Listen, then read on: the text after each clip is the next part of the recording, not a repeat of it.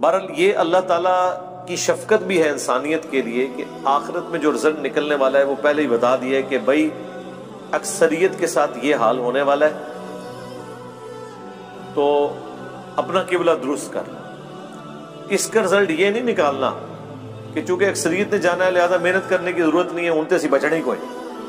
آپ کئی لوگوں کو سنتے ہوں گے وہ کہتے ہیں کہ جی مجھے تو اللہ تعالیٰ نے چھوڑنا ہی نہیں قیامت کے دن، میں کم ہی ایسے پیڑے کیتے.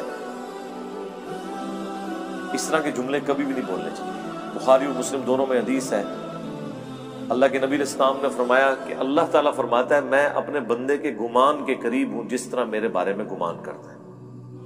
یعنی اگر آپ اللہ کے بارے میں اس طرح کا نیگیٹو گمان کریں گے تو اینڈ رزلٹ یہی نکلے گا، اور اگر اللہ کے بارے میں پازیٹیو گمان کریں گے اور اس کے لیے ایفرٹ پٹ کریں گے تو رزلٹ پازیٹیو. یعنی صرف گمان سے بھی کچھ نہیں اور صرف ایفرٹ پٹ کرنے سے بھی کچھ نہیں ہے. گمان بھی اچھا ہے، اللہ کی رحمت اللہ سے مانگنی ہے. بخاری مسلم دونوں میں حدیث ہے کوئی شخص محض اپنے اعمال کی بنیاد کے اوپر جنت میں داخل نہیں ہو سکے گا.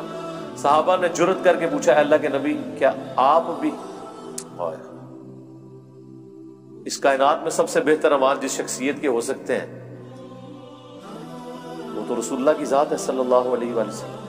تو آپ نے اس کو کیسے ارشاد فرمایا؟ آپ نے فرمایا ہاں میں بھی، جب تک میرے رب کی رحمت مجھے